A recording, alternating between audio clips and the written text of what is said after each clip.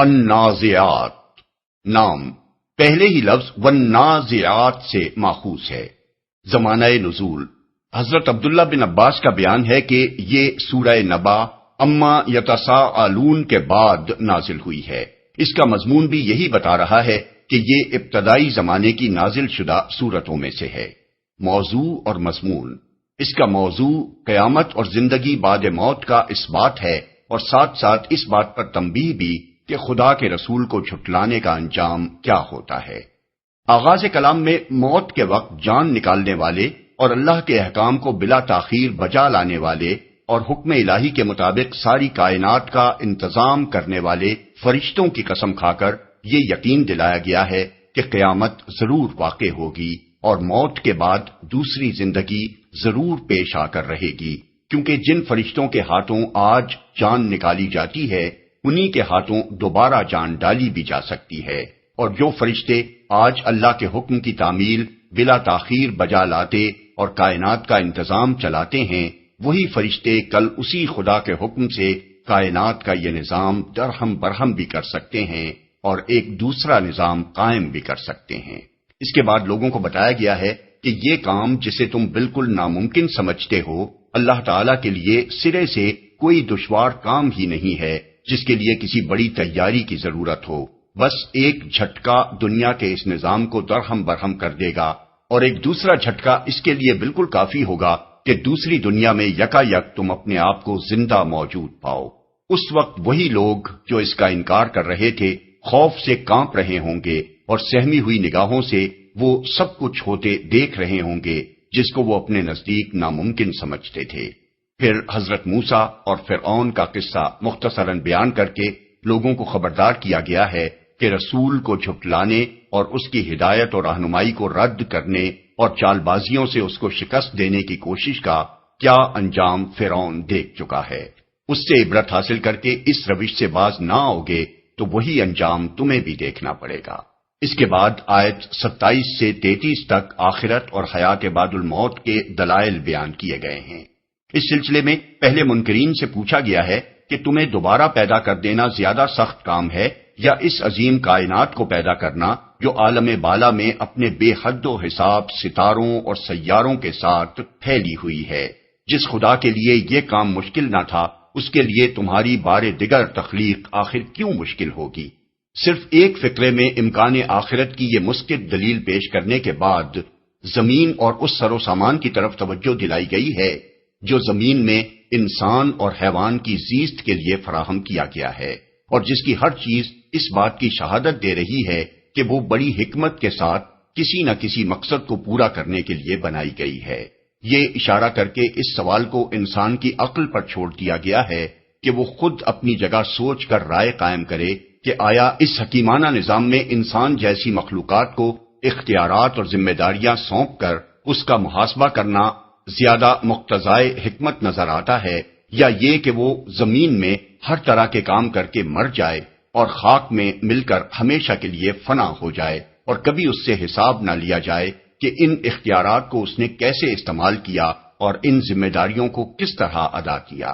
اس سوال پر بحث کرنے کے بجائے آیات 34 تا 41 میں یہ بتایا گیا ہے کہ جب آخرت برپا ہوگی تو انسان کے دائمی اور ابدی مستقبل کا فیصلہ اس بنیاد پر ہوگا کہ کس نے دنیا میں حد بندگی سے تجاوز کر کے اپنے خدا سے سرکشی کی اور دنیا ہی کے فائدوں اور لذتوں کو مقصود بنا لیا، اور کس نے اپنے رب کے سامنے کھڑے ہونے کا خوف کیا اور نفس کی ناجائز خواہشات کو پورا کرنے سے احتراز کیا۔ یہ بات خود بخود اوپر کے سوال کا صحیح جواب ہر اس شخص کو بتا دیتی ہے جو ضد اور ہٹ دھرمی سے پاک ہو کر ایمانداری کے ساتھ اس پر غور کرے، کیونکہ انسان کو دنیا میں اختیارات اور ذمہ داریاں سونپنے کا بالکل عقلی، منطقی اور اخلاقی تقاضا یہی ہے کہ اسی بنیاد پر آخر کار اس کا محاسبہ کیا جائے اور اسے جزا یا سزا دی جائے۔ آخر میں کفار مکہ کے اس سوال کا جواب دیا گیا ہے کہ وہ قیامت آئے گی کب؟ یہ سوال وہ رسول اللہ صلی اللہ علیہ وسلم سے بار بار کرتے تھے۔ جواب میں فرمایا گیا ہے کہ اس کے وقت کا علم اللہ کے سوا کسی کو نہیں ہے۔ رسول کا کام صرف خبردار کر دینا ہے کہ وہ وقت آئے گا ضرور۔ اب جس کا جی چاہے اس کے آنے کا خوف کر کے اپنا رویہ درست کر لے اور جس کا جی چاہے بے خوف ہو کر شتر بے مہار کی طرح چلتا رہے۔ جب وہ وقت آ جائے گا تو وہی لوگ جو اس دنیا کی زندگی پر مرے مٹتے تھے اور اسی کو سب کچھ سمجھتے تھے، یہ محسوس کریں گے کہ دنیا میں وہ صرف گھڑی بھر ٹھہرے تھے۔ اس وقت انہیں معلوم ہوگا کہ اس چند روزہ زندگی کی خاطر انہوں نے کس طرح ہمیشہ کے لیے اپنا مستقبل برباد کر لیا۔ بسم اللہ الرحمن الرحیم۔ شروع اللہ کے نام سے جو رحمان و رحیم ہے۔ والنازعات غرقا والناشطات نشطا والسابحات سبحا فالسابقات سبقا فالمدبرات امرا۔ قسم ہے ان فرشتوں کی جو ڈوب کر کھینچتے ہیں اور آہستگی سے نکال لے جاتے ہیں، اور ان فرشتوں کی جو کائنات میں تیزی سے تیرتے پھرتے ہیں، پھر حکم بجا لانے میں سبقت کرتے ہیں، پھر احکام الہی کے مطابق معاملات کا انتظام چلاتے ہیں۔ یہاں 5 اوصاف رکھنے والی ہستیوں کی قسم جس بات پر کھائی گئی ہے اس کی وضاحت نہیں کی گئی، لیکن بات کا مضمون اس امر پر خود دلالت کرتا ہے کہ یہ قسم اس بات پر کھائی گئی ہے کہ قیامت ضرور آئے گی اور تمام مرے ہوئے انسان ضرور اثر نو زندہ کر کے اٹھائے جائیں گے۔ اس کی وضاحت بھی نہیں کی گئی کہ یہ 5 اوصاف کن ہستیوں کے ہیں، لیکن صحابہ اور تابعین کی بڑی تعداد نے اور اکثر مفسرین نے کہا ہے کہ ان سے مراد فرشتے ہیں۔ حضرت عبداللہ بن مسعود، حضرت عبداللہ بن عباس، مسروق، سعید بن جبیر، ابو صالح، ابو الضحیٰ اور سدی کہتے ہیں کہ ڈوب کر کھینچنے والوں اور آہستگی سے نکال لے جانے والوں سے مراد وہ فرشتے ہیں جو موت کے وقت انسان کی جان کو اس کے جسم کی گہرائیوں تک اتر کر اور اس کی رگ رگ سے کھینچ کر نکالتے ہیں۔ تیزی سے تیرنے پھرنے والوں سے مراد بھی حضرت علی، حضرت ابن مسعود، مجاہد، سعید بن جبیر اور ابو صالح نے فرشتے ہی لیے ہیں جو احکام الہی کی تعمیل میں اس طرح تیزی سے رواں دواں رہتے ہیں جیسے کہ وہ فضا میں تیر رہے ہوں۔ یہی مفہوم سبقت کرنے والوں کا حضرت علی، مجاہد، مسروق، ابو صالح اور حسن بصری نے لیا ہے، اور سبقت کرنے سے مراد یہ ہے کہ حکم الہی کا اشارہ پاتے ہی ان میں سے ہر ایک اس کی تعمیل کے لیے دوڑ پڑتا ہے۔ معاملات کا انتظام چلانے والوں سے مراد بھی فرشتے ہیں جیسا کہ حضرت علی، مجاہد، عطا، ابو صالح، حسن بصری، قتادہ، ربی بن انس اور سدی سے منقول ہے۔ بالفاظ دیگر یہ سلطنت کائنات کے وہ کارکن ہیں جن کے ہاتھوں دنیا کا سارا انتظام اللہ تعالیٰ کے حکم کے مطابق چل رہا ہے۔ ان آیات کے یہ معنی اگرچہ کسی صحیح حدیث میں رسول اللہ صلی اللہ علیہ وسلم سے منقول نہیں ہوئے ہیں، لیکن چند اکابر صحابہ نے اور ان تابعین نے جو صحابہ ہی کے شاگرد تھے جب ان کا یہ مطلب بیان کیا ہے تو گمان یہی ہوتا ہے کہ یہ علم حضور ہی سے حاصل کیا گیا ہوگا۔ اب یہ سوال پیدا ہوتا ہے کہ وقوع قیامت اور حیات بعد الموت پر ان فرشتوں کی قسم کس بنا پر کھائی گئی ہے، جبکہ یہ خود بھی اسی طرح غیر محسوس ہیں جس طرح وہ چیز غیر محسوس ہے جس کے واقع ہونے پر ان کو بطور شہادت اور بطور استدلال پیش کیا گیا ہے۔ ہمارے نزدیک اس کی وجہ یہ ہے واللہ عالم کہ اہل عرب فرشتوں کی ہستی کے منکر نہ تھے، وہ خود اس بات کو تسلیم کرتے تھے کہ موت کے وقت انسان کی جان فرشتے ہی نکالتے ہیں۔ ان کا یہ عقیدہ بھی تھا کہ فرشتوں کی حرکت انتہائی تیز ہے، زمین سے آسمان تک آنن فانن وہ ایک جگہ سے دوسری جگہ پہنچ جاتے ہیں اور ہر کام جس کا انہیں حکم دیا جائے بلا تاخیر انجام دیتے ہیں۔ وہ یہ بھی مانتے تھے کہ یہ فرشتے حکم الہی کے تابع ہیں اور کائنات کا انتظام اللہ تعالیٰ ہی کے امر سے چلاتے ہیں، خود مختار اور اپنی مرضی کے مالک نہیں ہیں۔ جہالت کی بنا پر وہ ان کو اللہ کی بیٹیاں ضرور کہتے تھے اور ان کو معبود بھی بنائے ہوئے تھے، لیکن ان کا یہ عقیدہ نہیں تھا کہ اصل اختیارات انہی کے ہاتھ میں ہیں۔ اس لیے یہاں وقوع قیامت اور حیات بعد الموت پر ان کے مذکورہ بالا اوصاف سے استدلال اس بنا پر کیا گیا ہے کہ جس خدا کے حکم سے فرشتے تمہاری جان نکالتے ہیں اسی کے حکم سے وہ دوبارہ جان ڈال بھی سکتے ہیں، اور جس خدا کے حکم سے وہ کائنات کا انتظام چلا رہے ہیں اسی کے حکم سے جب بھی اس کا حکم ہو اس کائنات کو وہ درہم برہم بھی کر سکتے ہیں اور ایک دوسری دنیا بنا بھی سکتے ہیں۔ اس کے حکم کی تعمیل میں ان کی طرف سے ذرہ برابر بھی سستی یا لمحہ بھر کی تاخیر بھی نہیں ہو سکتی۔ يوم ترجف الراجفة تتبعها الرادفة قلوب يومئذ واجفة أبصارها خاشعة جس روز ہلا مارے گا زلزلے کا جھٹکا اور اس کے پیچھے ایک اور جھٹکا پڑے گا، کچھ دل ہوں گے جو اس روز خوف سے کانپ رہے ہوں گے، نگاہیں ان کی سہمی ہوئی ہوں گی۔ ایک اور جھٹکا پڑے گا۔ پہلے جھٹکے سے مراد وہ جھٹکا ہے جو زمین اور اس کی ہر چیز کو تباہ کر دے گا، اور دوسرے جھٹکے سے مراد وہ جھٹکا ہے جس کے بعد تمام مردے زندہ ہو کر زمین سے نکل آئیں گے۔ اسی کیفیت کو سورہ زمر میں یوں بیان کیا گیا ہے، اور سور پھونکا جائے گا تو زمین اور آسمانوں میں جو بھی ہیں وہ سب مر کر گر جائیں گے سوائے ان کے جنہیں اللہ زندہ رکھنا چاہے۔ پھر ایک دوسرا سور پھونکا جائے گا تو یکایک وہ سب اٹھ کر دیکھنے لگیں گے۔ آیت 68۔ کانپ رہے ہوں گے۔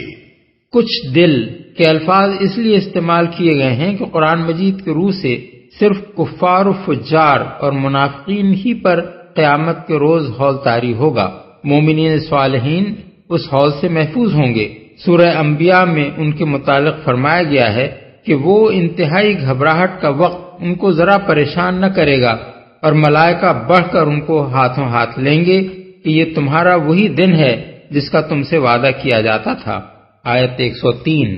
يقولون أئنا لمردودون في الحافرة أئذا كنا عظاما نخرة یہ لوگ کہتے ہیں کیا ہم واقعی پلٹا کر پھر واپس لائے جائیں گے؟ کیا جب ہم کھوکھلی بوسیدہ ہڈیاں بن چکے ہوں گے؟ قالوا تلك إذا كرة خاسرة کہنے لگے یہ واپسی تو پھر بڑے گھاٹے کی ہوگی۔ یعنی جب ان کو جواب دیا گیا کہ ہاں ایسا ہی ہوگا تو وہ مذاق کے طور پر آپس میں ایک دوسرے سے کہنے لگے کہ یارو اگر واقعی ہمیں پلٹ کر دوبارہ زندگی کی حالت میں واپس آنا پڑا تب تو ہم مارے گئے، اس کے بعد تو پھر ہماری خیر نہیں ہے۔ فإنما هي زجرة واحدة فإذا هم بالساهرة حالانکہ یہ بس اتنا کام ہے کہ ایک زور کی ڈانٹ پڑے گی اور یکا یک یہ کھلے میدان میں موجود ہوں گے۔ یعنی یہ لوگ اسے ایک امر محال سمجھ کر اس کی ہنسی اڑا رہے ہیں، حالانکہ اللہ کے لیے یہ کوئی مشکل کام نہیں ہے جس کو انجام دینے کے لیے کچھ بڑی لمبی چوڑی تیاریوں کی ضرورت ہو۔ اس کے لیے صرف ایک ڈانٹ یا جھڑکی کافی ہے، جس کے ساتھ ہی تمہاری خاک یا راکھ خاک کہیں پڑی ہو ہر طرف سے سمٹ کر ایک جگہ جمع ہو جائے گی، اور تم یکایک اپنے آپ کو زمین کی پیٹھ پر زندہ موجود پاؤ گے۔ اس واپسی کو گھاٹے کی واپسی سمجھ کر چاہے تم اس سے کتنا ہی فرار کرنے کی کوشش کرو، یہ تو ہو کر رہنی ہے، تمہارے انکار یا فرار یا تمسخر سے یہ رک نہیں سکتی۔ هل أتاك حديث موسى کیا تمہیں موسیٰ کے قصے کی خبر پہنچی ہے؟ کیا تمہیں چونکہ کفار مکہ کا قیامت اور آخرت کو نہ ماننا اور اس کا مذاق اڑانا دراصل کسی فلسفے کو رد کرنا نہیں تھا، بلکہ اللہ کے رسول کو جھٹلانا تھا، اور جو چالیں وہ رسول اللہ صلی اللہ علیہ وسلم کے خلاف چل رہے تھے وہ کسی عام آدمی کے خلاف نہیں بلکہ اللہ کے رسول کی دعوت کو زد دینے کے لیے تھیں۔ اس لیے وقوع آخرت کے مزید دلائل دینے سے پہلے ان کو حضرت موسیٰ اور فرعون کا قصہ سنایا جا رہا ہے تاکہ وہ خبردار ہو جائیں کہ رسالت سے ٹکرانے اور رسول کے بھیجنے والے خدا کے مقابلے میں سر اٹھانے کا انجام کیا ہوتا ہے۔ إذ ناداه ربه بالواد المقدس طوى اذهب إلى فرعون إنه طغى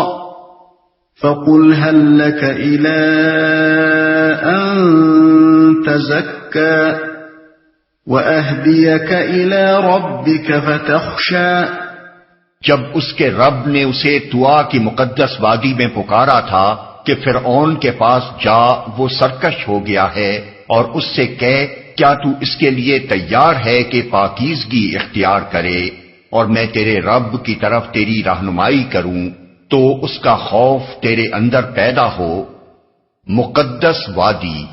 وادی مقدس طوا کے معنی بالعموم مفسرین نے یہ بیان کیے ہیں کہ وہ مقدس وادی جس کا نام طوا تھا، لیکن اس کے علاوہ اس کے دو معنی اور بھی بیان کیے گئے ہیں۔ ایک یہ کہ وہ وادی جو 2 مرتبہ مقدس کی گئی، کیونکہ ایک دفعہ اسے اس وقت مقدس کیا گیا جب پہلی مرتبہ اللہ تعالیٰ نے وہاں حضرت موسیٰ کو مخاطب فرمایا، اور دوسری دفعہ اسے تقدیس کا شرف اس وقت بخشا گیا جب حضرت موسیٰ مصر سے بنی اسرائیل کو نکال کر اس وادی میں لائے۔ دوسرے یہ کہ رات کے وقت وادی مقدس میں پکارا۔ عربی میں محاورہ ہے جاء بعد طوا، یعنی فلاں شخص میرے پاس رات کا کچھ حصہ گزرنے کے بعد آیا۔ خوف تیرے اندر پیدا ہو۔ یہاں چند باتیں اچھی طرح سمجھ لینی چاہیے۔ نمبر 1، حضرت موسیٰ کو منصب نبوت پر مقرر کرتے وقت جو باتیں ان کے اور اللہ تعالیٰ کے درمیان ہوئی تھیں، ان کو قرآن مجید میں حسب موقع کہیں مختصر اور کہیں مفصل بیان کیا گیا ہے۔ یہاں موقع اختصار کا طالب تھا، اس لیے ان کا صرف خلاصہ بیان کیا گیا ہے۔ سورہ طٰہٰ آیات 9 تا 48، سورہ شعراء آیات 10 تا 17، سورہ نمل آیات 7 تا 12 اور سورہ قصص آیات 29 تا 35 میں ان کی تفصیل بیان ہوئی ہے۔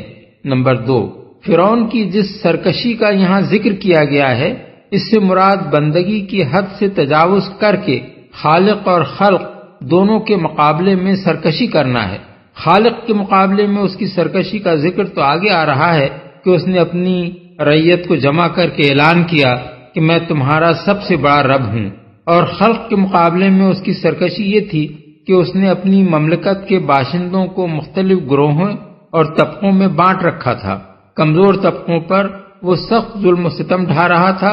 اور اپنی پوری قوم کو بیوقوف بنا کر اس نے غلام بنا رکھا تھا، جیسا کہ سورہ قصص آیت 4 اور سورہ زخرف آیت 54 میں بیان کیا گیا ہے۔ نمبر 3، حضرت موسیٰ کو ہدایت فرمائی گئی تھی کہ فَقُولَا لَهُ قَوْلًا لَيِّنًا لَعَلَّهُ يَتَذَكَّرُ أَوْ يَخْشَىٰ، یعنی تم اور ہارون دونوں بھائی اس سے نرمی کے ساتھ بات کرنا، شاید کہ وہ نصیحت قبول کرے اور خدا سے ڈرے۔ سورہ طٰہٰ آیت 44۔ اس نرم کلام کا ایک نمونہ تو ان آیات میں دیا گیا ہے، جس سے معلوم ہوتا ہے کہ ایک مبلغ کو کسی بگڑے ہوئے آدمی کی ہدایت کے لیے کس حکمت کے ساتھ تبلیغ کرنی چاہیے۔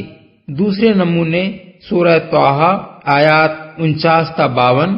سورہ الشعراء آیات 23 تا 28 اور سورہ القصص آیت 37 میں دیے گئے ہیں۔ یہ من جملہ ان آیات کے ہیں جن میں اللہ تعالیٰ نے قرآن مجید میں حکمت تبلیغ کی تعلیم دی ہے۔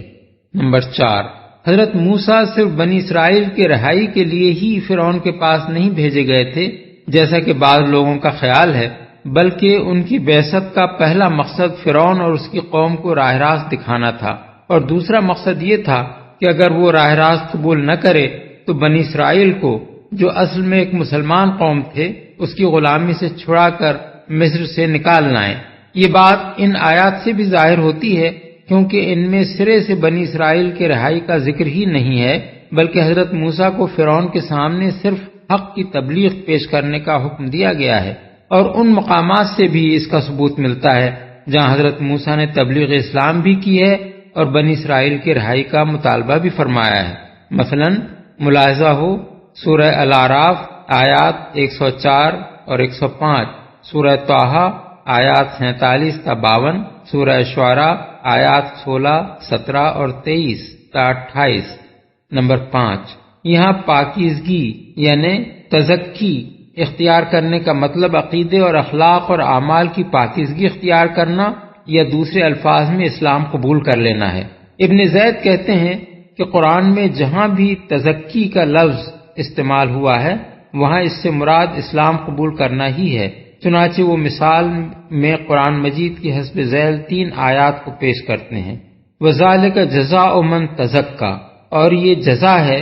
اس کی جو پاکیزگی اختیار کرے یعنی اسلام لے آئے۔ وما یدریک لعلہ یزکا، اور تمہیں کیا خبر شاید کہ وہ پاکیزگی اختیار کرے یعنی مسلمان ہو جائے۔ وما علیک الا یزکا، اور تم پر کیا ذمہ داری ہے اگر وہ پاکیزگی اختیار نہ کرے یعنی مسلمان نہ ہو۔ بحوالہ ابن جریر۔ نمبر 6، یہ ارشاد کہ میں تیرے رب کی طرف تیری رہنمائی کروں تو اس کا خوف تیرے دل میں پیدا ہو۔ اس کا مطلب یہ ہے کہ جب تو اپنے رب کو پہچان لے گا اور تجھے معلوم ہو جائے گا کہ تو اس کا بندہ ہے، مرد آزاد نہیں ہے، تو لازماً تیرے دل میں اس کا خوف پیدا ہوگا۔ اور خوف خدا ہی وہ چیز ہے جس پر دنیا میں آدمی کے رویے کے صحیح ہونے کا انحصار ہے۔ خدا کی معرفت اور اس کے خوف کے بغیر کسی پاکیزگی کا تصور نہیں کیا جا سکتا۔ فَأَرَاهُ الْآيَةَ الْكُبْرَى فَكَذَّبَ وَعَصَى ثُمَّ أَدْبَرَ يَسْعَى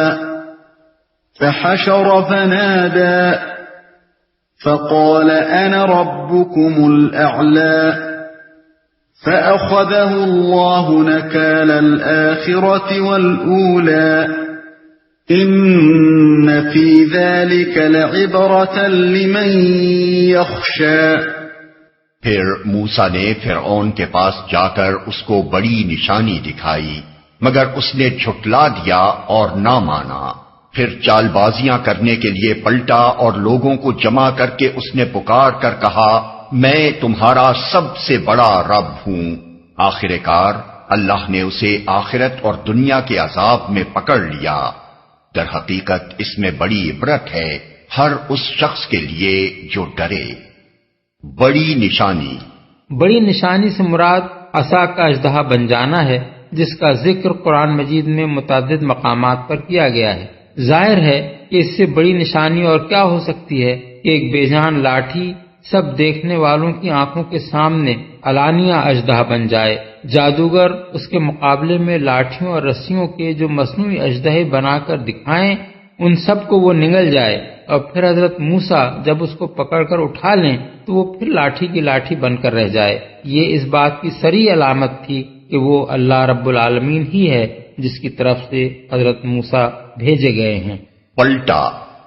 اس کی تفصیل دوسرے مقامات پر قرآن مجید میں یہ بیان کی گئی ہے کہ اس نے تمام مصر سے ماہر جادوگروں کو بلوایا اور ایک مجمع عام میں ان سے لاٹھیوں اور رسیوں کے اژدہے بنوا کر دکھائے تاکہ لوگوں کو یقین آ جائے کہ موسیٰ علیہ السلام کوئی نبی نہیں بلکہ ایک جادوگر ہیں، اور لاٹھی کا اژدہا بنانے کا جو کرشمہ انہوں نے دکھایا ہے وہ دوسرے جادوگر بھی دکھا سکتے ہیں۔ لیکن اس کی یہ چال الٹی پڑی اور جادوگروں نے شکست کھا کر خود تسلیم کر لیا کہ موسیٰ علیہ السلام نے جو کچھ دکھایا ہے وہ جادو نہیں بلکہ معجزہ ہے۔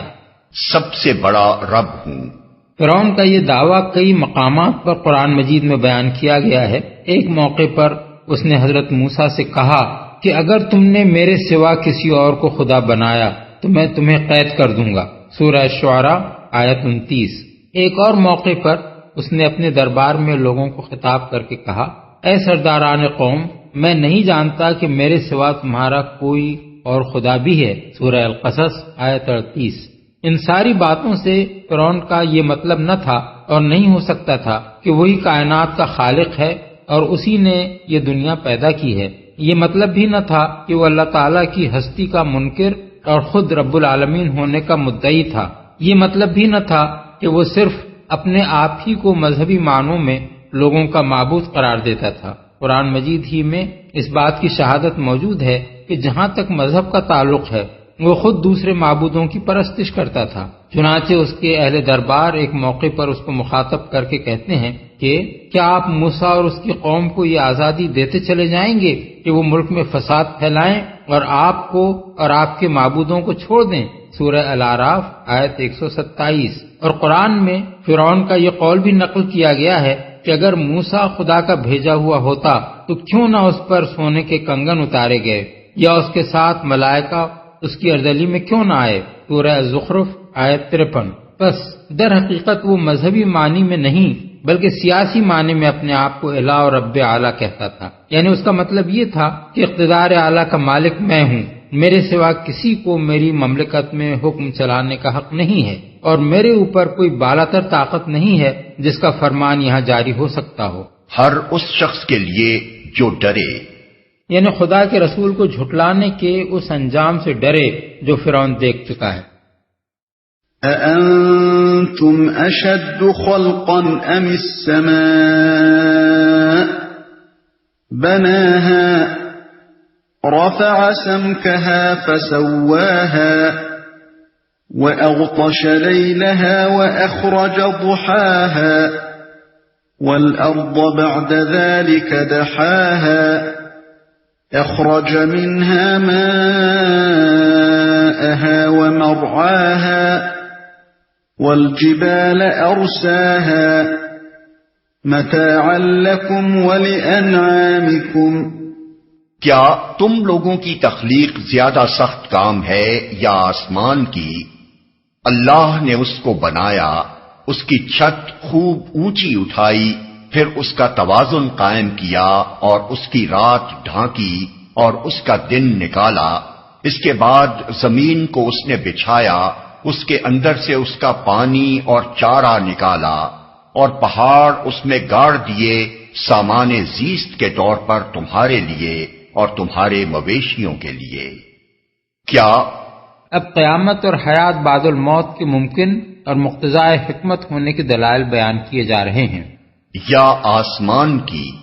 تخلیق سے مراد انسانوں کی دوبارہ تخلیق ہے، اور آسمان سے مراد وہ پورا عالم بالا ہے جس میں بے شمار ستارے اور سیارے، بے حد و حساب شمسی نظام اور ان گنت کہکشاں پائے جاتے ہیں۔ مطلب یہ ہے کہ تم جو موت کے بعد دوبارہ زندہ کیے جانے کو کوئی بڑا ہی امر محال سمجھتے ہو اور بار بار کہتے ہو کہ بھلا یہ کیسے ممکن ہے کہ جب ہماری ہڈیاں تک بوسیدہ ہو چکی ہوں گی اس حالت میں ہمارے پراگندہ اجزائے جسم پھر سے جمع کر دیے جائیں اور ان میں جان ڈال دی جائے۔ کبھی اس بات پر بھی غور کرتے ہو کہ اس عظیم کائنات کا بنانا زیادہ سخت کام ہے یا تمہیں ایک مرتبہ پیدا کر چکنے کے بعد دوبارہ اسی شکل میں پیدا کر دینا؟ جس خدا کے لیے وہ کوئی مشکل کام نہ تھا، اس کے لیے آخر یہ کیوں ایسا مشکل کام ہے کہ وہ اس پر قادر نہ ہو سکے؟ حیات بعد الموت پر یہی دلیل قرآن مجید میں متعدد مقامات پر دی گئی ہے۔ مثلا سورہ یاسین میں ہے، اور کیا وہ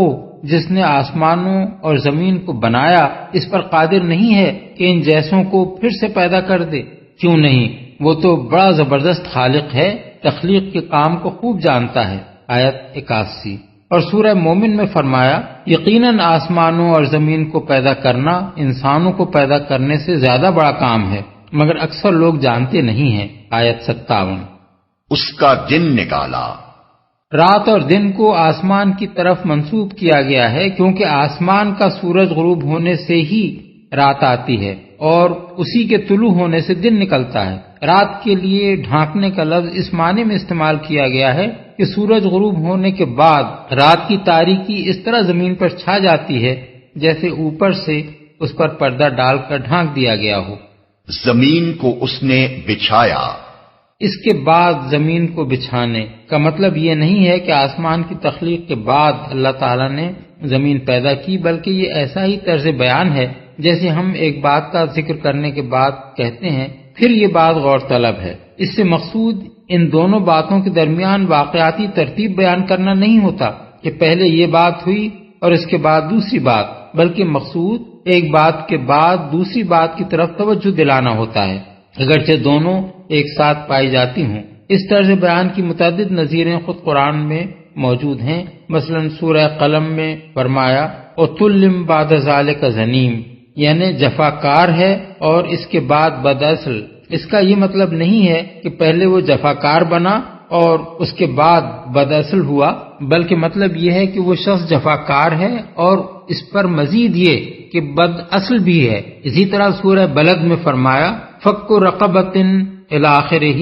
ثُمَّ كَانَ مِنَ الَّذِينَ آمَنُوا، یعنی غلام آزاد کرے پھر ایمان لانے والوں میں سے ہو۔ اس کا بھی یہ مطلب نہیں ہے کہ پہلے وہ نیک اعمال کرے پھر ایمان لائے، بلکہ مطلب یہ ہے کہ ان نیک اعمال کے ساتھ ساتھ اس میں مومن ہونے کی صفت بھی ہو۔ اس مقام پر یہ بات بھی سمجھ لینی چاہیے کہ قرآن میں کہیں زمین کی پیدائش کا ذکر پہلے کیا گیا ہے اور آسمانوں کی پیدائش کا ذکر بعد میں، جیسے سورہ بقرہ آیت 29 میں ہے، اور کسی جگہ آسمان کی پیدائش کا ذکر پہلے اور زمین کی پیدائش کا ذکر بعد میں کیا گیا ہے، جیسے ان آیات میں ہم دیکھ رہے ہیں۔ یہ دراصل تضاد نہیں ہے، ان مقامات میں سے کسی جگہ بھی مقصود کلام یہ بتانا نہیں ہے کہ کسے پہلے بنایا گیا اور کسے بعد میں، بلکہ جہاں موقع و محل یہ چاہتا ہے کہ اللہ تعالیٰ کی قدرت کے کمالات کو نمایاں کیا جائے، وہاں آسمانوں کا ذکر پہلے کیا گیا ہے اور زمین کا بعد میں، اور جہاں سلسلہ کلام اس بات کا تقاضا کرتا ہے کہ لوگوں کو ان نعمتوں کا احساس دلایا جائے جو انہیں زمین پر حاصل ہو رہی ہیں، وہاں زمین کے ذکر کو آسمانوں کے ذکر پر مقدم رکھا گیا ہے۔ اس کا پانی اور چارہ نکالا۔ چارہ سے مراد اس جگہ صرف جانوروں کا چارہ نہیں ہے، بلکہ وہ تمام نباتات مراد ہیں جو انسان اور حیوان دونوں کی غذا کے کام آتے ہیں۔ رعی اور رتع اگرچہ بالعموم عربی زبان میں جانور کے چرنے کے لیے استعمال ہوتے ہیں، مگر کبھی کبھی انسان کے لیے بھی استعمال کر لیے جاتے ہیں۔ مثلا سورہ یوسف میں آیا ہے کہ حضرت یوسف کے بھائیوں نے اپنے والد ماجد سے کہا، ارسلہ معنا غدیں یرتع و یلعب، یعنی آپ کل یوسف کو ہمارے ساتھ بھیج دیں، کچھ چر چگ لے اور کھیلے۔ آیت 12۔ یہاں بچے کے لیے چرنے یعنی رتوں کا لفظ جنگل میں چل پھر کر پھل توڑنے اور کھانے کے معنی میں استعمال کیا گیا ہے۔ تمہارے مویشیوں کے لیے۔ ان آیات میں قیامت اور حیات بعد الموت کے لیے دو حیثیتوں سے استدلال کیا گیا ہے۔ ایک یہ کہ اس خدا کی قدرت سے ان کا برپا کرنا ہرگز بعید نہیں ہے جس نے یہ وسیع و عظیم کائنات اس حیرت انگیز توازن کے ساتھ اور یہ زمین اس سر و سامان کے ساتھ بنائی ہے۔ دوسرے یہ کہ اللہ کے کمال حکمت کے جو آثار اس کائنات اور اس زمین میں صریحاً نظر آ رہے ہیں وہ اس بات پر دلالت کرتے ہیں کہ یہاں کوئی کام بے مقصد نہیں ہو رہا ہے۔ عالم بالا میں بے شمار ستاروں اور سیاروں اور کہکشانوں کے درمیان جو توازن قائم ہے وہ شہادت دے رہا ہے کہ یہ سب کچھ الٹ نہیں ہو گیا ہے، بلکہ کوئی بہت سوچا سمجھا منصوبہ اس کے پیچھے کار فرما ہے۔ یہ رات اور دن کا باقاعدگی سے آنا اس بات پر گواہ ہے کہ زمین کو آباد کرنے کے لیے یہ نظم کمال درجہ دانائی کے ساتھ قائم کیا گیا ہے۔ خود اسی زمین پر وہ خطے بھی موجود ہیں جہاں 24 گھنٹے کے اندر دن اور رات کا الٹ پھیر ہو جاتا ہے، اور وہ خطے بھی موجود ہیں جہاں بہت لمبے دن اور بہت لمبی راتیں ہوتی ہیں۔ زمین کی آبادی کا بہت بڑا حصہ پہلی قسم کے خطوں میں ہے، اور جہاں رات اور دن جتنے زیادہ لمبے ہوتے جاتے ہیں وہاں زندگی زیادہ سے زیادہ دشوار اور آبادی کم سے کم ہوتی چلی جاتی ہے، یہاں تک کہ 6 مہینے کے دن اور 6 مہینے کی راتیں رکھنے والے علاقے آبادی کے بالکل قابل نہیں ہیں۔ یہ دونوں نمونے اسی زمین پر دکھا کر اللہ تعالیٰ نے اس حقیقت کی شہادت پیش کر دی ہے کہ رات اور دن کی آمد و رفت کا یہ باقاعدہ انتظام کچھ اتفاقاً نہیں ہو گیا ہے، بلکہ یہ زمین کو آبادی کے قابل بنانے کے لیے بڑی حکمت کے ساتھ ٹھیک ٹھیک ایک اندازے کے مطابق کیا گیا ہے۔ اسی طرح زمین کو اس طرح بچھانا کہ وہ قابل سکونت بن سکے، اس میں وہ پانی پیدا کرنا جو انسان اور حیوان کے لیے پینے کے قابل اور نباتات کے لیے رویدگی کے قابل ہو، اس میں پہاڑوں کا جمانا اور وہ تمام چیزیں پیدا کرنا جو انسان اور ہر قسم کے حیوانات کے لیے زندگی بسر کرنے کا ذریعہ بن سکیں، یہ سارے کام اس بات کی صریح علامت ہیں کہ یہ اتفاقی حوادث یا کسی کیلنڈر کے بے مقصد کام نہیں ہیں، بلکہ ان میں سے ہر کام ایک بہت بڑی حکیم و دانہ ہستی نے بامقصد کیا ہے۔ اب یہ ہر صاحب عقل آدمی کے خود سوچنے کی بات ہے کہ آیا آخرت کا ہونا حکمت کا تقاضا ہے یا نہ ہونا۔ جو شخص ان ساری چیزوں کو دیکھنے کے باوجود یہ کہتا ہے کہ آخرت نہیں ہوگی، وہ گویا یہ کہتا ہے کہ یہاں اور سب کچھ تو حکمت اور مقصدیت کے ساتھ ہو رہا ہے، مگر زمین پر انسان کو ذی ہوش اور با اختیار بنا کر پیدا کرنا بے مقصد اور بے حکمت ہے، کیونکہ اس سے بڑی کوئی بے مقصد اور بے حکمت بات نہیں ہو سکتی کہ زمین میں تصرف کے وسیع اختیارات دے کر انسان کو یہاں ہر طرح کے اچھے اور برے کام کرنے کا موقع تو دے دیا جائے مگر کبھی اس کا محاسبہ نہ کیا جائے۔ فَإِذَا جَاءَتِ الطَّامَّةُ الْكُبْرَى يَوْمَ يَتَذَكَّرُ الْإِنسَانُ مَا سَعَى وبرزت الجحيم لمن يرى فأما من طغى وآثر الحياة الدنيا فإن الجحيم هي المأوى پھر جب وہ ہنگامہ عظیم برپا ہوگا جس روز انسان اپنا سب کیا دھرا یاد کرے گا اور ہر دیکھنے والے کے سامنے دوزخ کھول کر رکھ دی جائے گی، تو جس نے سرکشی کی تھی اور دنیا کی زندگی کو ترجیح دی تھی دوزخ ہی اس کا ٹھکانہ ہوگی۔ ہنگامہ عظیم برپا ہوگا،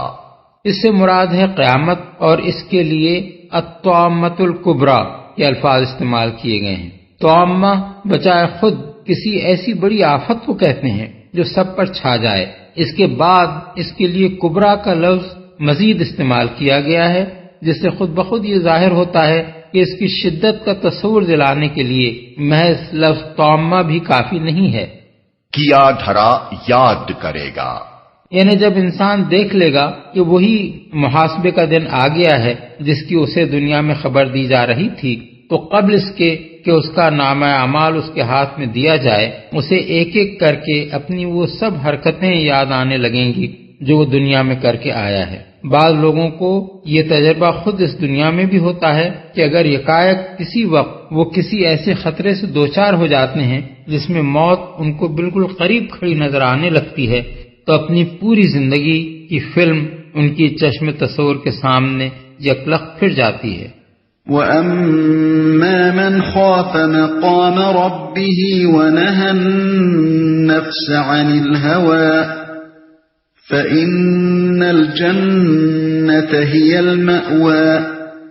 اور جس نے اپنے رب کے سامنے کھڑے ہونے کا خوف کیا تھا اور نفس کو بری خواہشات سے باز رکھا تھا، جنت اس کا ٹھکانہ ہوگی۔ یہاں چند مختصر الفاظ میں یہ بتا دیا گیا ہے کہ آخرت میں اصل فیصلہ کس چیز پر ہونا ہے۔ دنیا میں زندگی کا ایک رویہ یہ ہے کہ آدمی بندگی کی حد سے تجاوز کر کے اپنے خدا کے مقابلے میں سرکشی کرے اور یہ طے کر لے کہ اسی دنیا کے فائدے اور لذتیں اسے مطلوب ہیں، خواہ کسی طرح بھی وہ حاصل ہوں۔ دوسرا رویہ یہ ہے کہ یہاں زندگی بسر کرتے ہوئے آدمی اس بات کو پیش نظر رکھے کہ آخر کار ایک دن اسے اپنے رب کے سامنے کھڑا ہونا ہے، اور نفس کی بری خواہشات کو پورا کرنے سے اس لیے باز رہے کہ اگر یہاں اس نے اپنے نفس کا کہا مان کر کوئی ناجائز فائدہ کما لیا یا کوئی ناروا لذت حاصل کر لی تو اپنے رب کو کیا جواب دے گا۔ آخرت میں فیصلہ اسی بات پر ہونا ہے کہ انسان نے ان دونوں میں سے کون سا رویہ دنیا میں اختیار کیا۔ پہلا رویہ اختیار کیا ہو تو اس کا مستقل ٹھکانہ دوزخ ہے، اور دوسرا رویہ اختیار کیا ہو تو اس کی مستقل جائے قیام جنت۔ يسألونك عن الساعة أيان مرساها فيم أنت من ذكراها إلى ربك منتهاها إنما أنت منذر من يخشاها۔ یہ لوگ تم سے پوچھتے ہیں کہ آخر وہ گھڑی کب آ کر ٹھہرے گی، تمہارا کیا کام کہ اس کا وقت بتاؤ، اس کا علم تو اللہ پر ختم ہے، تم صرف خبردار کرنے والے ہو ہر اس شخص کو جو اس کا خوف کرے۔ کب آ کر ٹھہرے گی؟ کفار مکہ رسول اللہ صلی اللہ علیہ وسلم سے یہ سوال بار بار کرتے تھے، اور اس سے مقصود قیامت کی آمد کا وقت اور اس کی تاریخ معلوم کرنا نہیں ہوتا تھا، بلکہ اس کا مذاق اڑانا ہوتا تھا۔ جو اس کا خوف کرے۔ اس کی تشریح بھی ہم تفسیر سورہ ملک میں کر چکے ہیں۔ رہا یہ ارشاد کہ تم ہر اس شخص کو خبردار کر دینے والے ہو جو اس کا خوف کرے، تو اس کا مطلب یہ نہیں ہے کہ خوف نہ کرنے والوں کو خبردار کرنا تمہارا کام نہیں ہے، بلکہ اس کا مطلب یہ ہے کہ تمہارے خبردار کرنے کا فائدہ اسی کو پہنچے گا جو اس دن کے آنے کا خوف کرے۔ كأنهم يوم يرونها لم يلبثوا إلا عشية أو ضحاها۔ جس روز یہ لوگ اسے دیکھ لیں گے تو انہیں یوں محسوس ہوگا کہ یہ دنیا میں یا حالت موت میں بس ایک دن کے پچھلے پہر یا اگلے پہر تک ٹھہرے ہیں۔ یہ مضمون اس سے پہلے کئی جگہ قرآن میں بیان ہو چکا ہے اور ہم اس کی تشریح کر چکے ہیں۔ یہ مضمون سورہ احقاف آیت 35 میں بھی گزر چکا ہے، جس کی تشریح ہم نے وہاں نہیں کی کیونکہ پہلے کئی جگہ تشریح ہو چکی